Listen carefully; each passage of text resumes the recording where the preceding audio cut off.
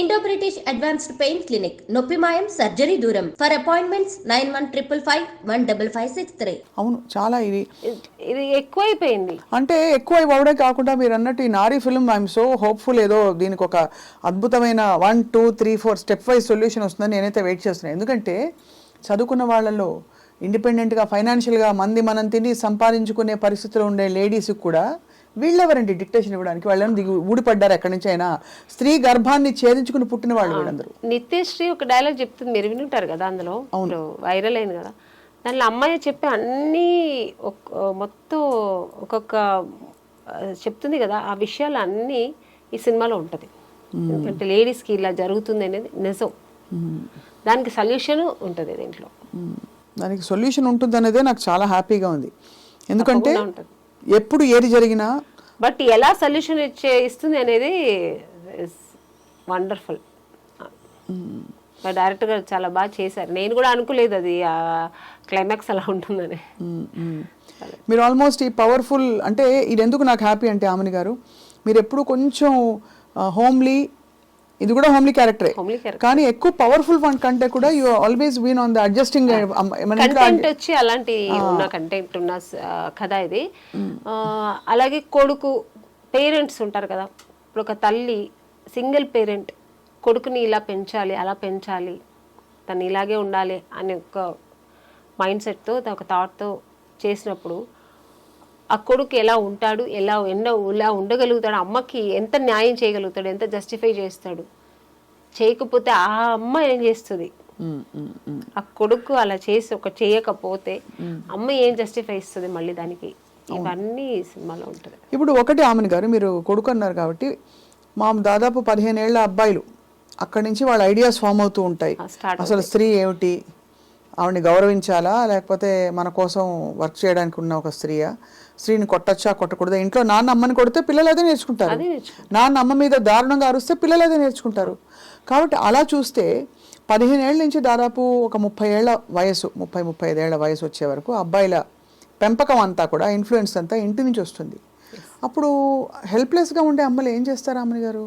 అలా అంటారు కదా, ఇప్పుడు తల్లిగారు ఏ తల్లిగారు కొడుకు పిల్లలు చెడిపోవాలని పెంచరు, వాళ్ళకి అన్ని మంచి చెప్పి పెంచుతారు. బట్ సొసైటీలో వాళ్ళు నేర్చుకునేది చాలా ఉంటాయి కదా చెడు. ఇంట్లో మేము ఎంతవరకు చెప్పిస్తామో అంతవరకే వాళ్ళ మైండ్లో ఎక్కుతుంది. బయటికి వెళ్ళిన తర్వాత బోల్డ్ ఉంటాయి కదా, అది చెడు ఎక్కువ ఎక్కుతుంది, ఆ బ్యాడ్ వైబ్రేషన్ ఎక్కువ వస్తుంది వాళ్ళకి. సో అక్కడ వాళ్ళు అడ్డదారి పడతారు. అప్పుడు పేరెంట్స్ కూడా ఏమీ చేయలేరు. కానీ నేను అనేది responsibility of the whole thing అది సినిమాలో కూడా ఉంది.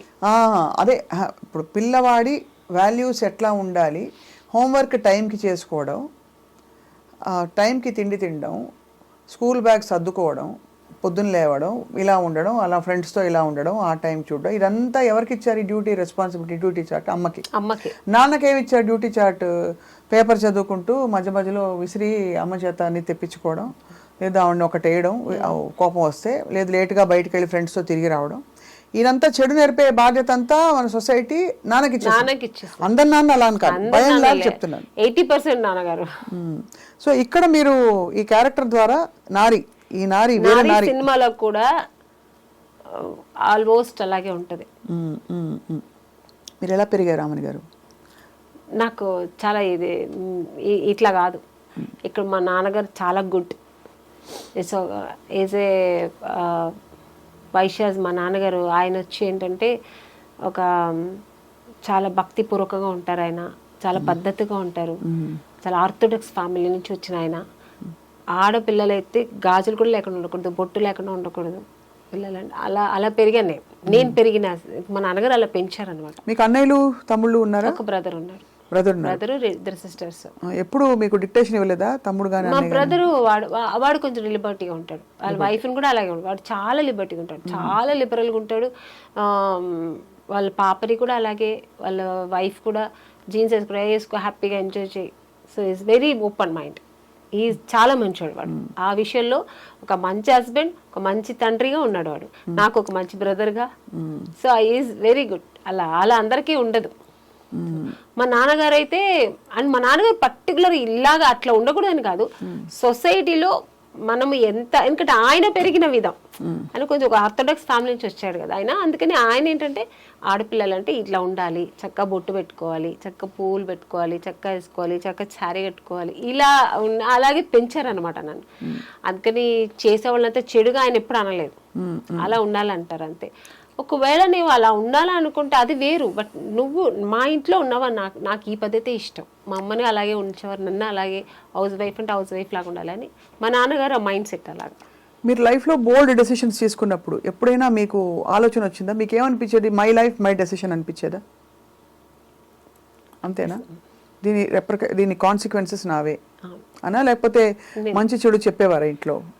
మా నాన్నగారు ఉన్నప్పుడు నేను వినేదాన్ని మంచి చెడు. ఒక్క స్టేజ్ కోసం మా నాన్నగారు మాట కూడా వినలేము. నేను సినిమాకి వస్తానంటే మా నాన్నగారు వద్దన్నారు. చెప్పాను, మా ఆయన చాలా ఆర్థోడాక్స్ మనిషి కదా, సో ఆ ఫ్యామిలీ నుంచి వచ్చిన మాకు సినిమాలో మన ఇంట్లో ఎవ్వరు లేదమ్మా వెళ్ళొద్దంటే నేను వెళ్తాను అంతే, నువ్వు పంపించలేదంటే నేను సూసైడ్ చేసుకుంటా అన్న.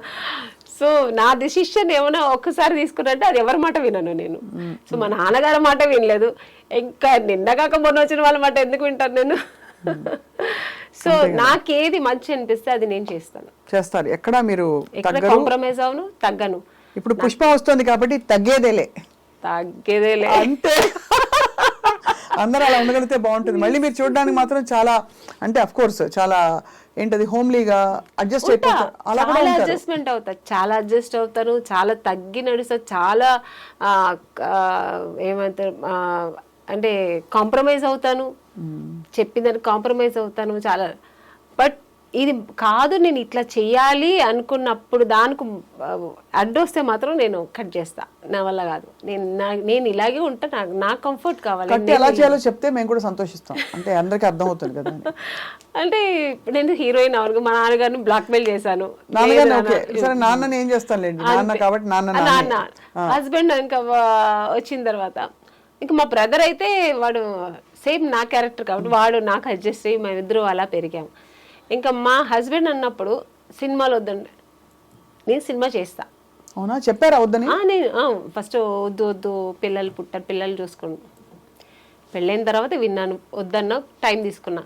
ఇక్క మీద నేను మంచి క్యారెక్టర్లు వస్తాయి, హీరోయిన్ గా వదిలేసి వచ్చాను, ఇప్పుడు నేను చేస్తా, మంచి క్యారెక్టర్ రోల్స్ చేయాలి, మంచి క్యారెక్టర్స్ రోల్స్ చేయాలి, నా ప్యాషన్ ఇది, నేను చేస్తాను. వన్ బిగ్ ఛాలెంజ్ యామిని గారు, I mean all of us are in public profession, నేను పబ్లిక్, మీరు మన ప్రొఫెషన్లో మనం 10 మందితో మాట్లాడతాం ఎన్వైరన్మెంట్లో, అది దానిలో రెస్పెక్ట్ రావాలంటే ఒక ఉమెన్ ఏం చేయాలి ఇంట్లో, ఇంటి పట్టున? అంటే రెస్పెక్ట్ పోకుండా కామెంట్ చేసి మన ప్రొఫెషన్ని కించపరిచి బీలిటిల్ చేసే ఉంటాయి కదా సిచ్యువేషన్స్ అప్పుడప్పుడు. మగవాళ్ళకి సహజంగా ఉండే దుర్బుద్ధి అది. కాబట్టి సినిమా వాళ్ళని కానీ లేకపోతే మీడియా వాళ్ళని కానీ అలాంటి పరిస్థితుల్లో ఏం చేయాలంటారు మీ దృష్టిలో? మనం పట్టించుకోకూడదండి. ఇప్పుడు మేము సినిమాలో ఉన్నాం, తెలిసే కదా పెళ్లి చేసుకున్నాం, నాకు నార్మల్గా చెప్తున్నాను, హస్బెండే కదా అంటున్నారు మీరు, హస్బెండ్ అన్నప్పుడు తెలిసి పెళ్లి చేసుకున్నాడు అడ్జస్ట్, అంటే తప్పు చేస్తానని నీకు అనిపిస్తే వదిలేసాయి, హ్యాపీ కదా, నువ్వు వేరు నేను వేరు, నా పని నేను చూస్తా, నీ పని నువ్వు చూసుకో. నన్ను అర్థం చేసుకొని అక్కడ ఎలా ఉంటే ఏంటి ఇండస్ట్రీ, మా ఆవిడ మంచి ఆవిడ, మా ఆవిడ గోల్డ్, మా ఆవిడ జెమ్, ఆవిడ నిన్ను నమ్మి పంపిస్తున్నా, సరే నువ్వు ఫీల్ అయినప్పుడు నేను నీ దానికి నేను న్యాయం చేస్తా, ఆ నమ్మకానికి నేను ట్రస్ట్ఫుల్ గా ఉంటాను. అంటే నమ్మకం పెడితే నమ్మకానికి ఇంకా 10 రెట్ల నమ్మకం ఉంటుంది కదా. అయ్యో నా హస్బెండ్ నన్ను నమ్మి పంపించిన, నేను ట్రస్ట్ఫుల్ గా ఉండాలనిపిస్తుంది. లేడీస్ ఎవరైనా అంతే కదా, దాన్ని మేము రెస్పెక్ట్ చేస్తాం. ఏమీ లేనప్పుడు చేసినప్పుడు అవసరం లేదు, నీకు అంత నువ్వు వదిలేస్తే హ్యాపీ. నీకు నా నమ్మకం లేనప్పుడు వద్దు, నీకు ఆ ఇరిటేషన్ ఉన్నప్పుడు వద్దని చెప్పండి, better go walk your own path అంటారు. అంతే, it's better to make your own. నాకైతే అంతే అనిపిస్తుంది. ఎందుకంటే ఇప్పుడు మేము ఇంత ఒక మంచి జాబ్ వదులుకొని, మంచి పేరు ప్రతిష్టలు వదులుకొని, ఇంత మంచి ఒక ఫీల్ వదులుకొని ఇంట్లో కూర్చోలేము. అమ్మో భయపడిపోయి ఓకే మీరు చెప్పేశారని అంత వద్దులేని అలా కూర్చుంటే అక్కడ నుంచి ఇంకోటి వస్తుంది. కరెక్టే కదా. అలాంటి మైండ్ సెట్ ఉన్న వాళ్ళు ఇంట్లో కూడా నెమ్మదిగా ఉండనివ్వరు. ఇప్పుడు గాజులు పగలగొట్టి ఇలా పెట్టి ఇలా పిస్తుంటే బ్లడ్ వస్తూనే ఉంటుంది, గాజులు కింద పడేస్తే హ్యాపీ కదా, అంతే దులిపేసుకుని పోవాలంటారు. అది మనం ఆ ధైర్యం ఆత్మస్థైర్యం మహిళకి రావాలి, ప్రతి అమ్మాయికి రావాలి. అది కూడా మా నారీ సినిమాలో చూపించారు డైరెక్ట్. నేనైతే వెయిటింగ్ చూడ్డానికి. అసలు ఈ సినిమాకి నేను మీరు నమ్మినా నమ్మకపోయినా ఎందుకంటే ఎంత టామ్ సింగిల్ టామ్ పేరెంట్ గా ఒక చేస్తానంటే లేడీ ఇక్కడ సూర్య గారు నవ్వుతున్నారు. సింగిల్ పేరెంట్ గా కొడుకుని ఎలా పెంచుతుంది అనేది నారి సినిమాలో చూపించారు ఆయన. ఆ, కొడుకు చేసే తప్పుల్ని తల్లి సరిదిద్దాలి సింగిల్ పేరెంట్ గా. ఎస్పెషలీ పడ్డ తల్లి అయితే తప్పకుండా గౌరవం. సరిదిద్దేంత ఒక స్టేజ్ వరకు సరిదిద్దుతా ఉంది. అది దాన్ని లిమిట్స్ దాటి కూడా కొడుకు పోయాడినప్పుడు దానికి ఒక జస్టిఫై ఇస్తుంది జస్టిస్ అదే, ఎందుకంటే షీ స్టాండ్స్ ఫర్ ధర్మం. ఎస్, స్త్రీకి తెలిసినంత ధర్మం అండి ఎవరికి ఆ తెలియదు. ధర్మం అది నా దృష్టిలో నారి సినిమాలో కాపాడుతుంది అనమాట. అంతే, ఆ ధర్మం అది అది అది అదే చెప్పినట్టు అమ్మవారు క్షమించిన అమ్మ క్షమించకూడదు అనేది డైరెక్టర్ సూర్య గారు చాలా బాగా చూపించారు ఈ సినిమాలో.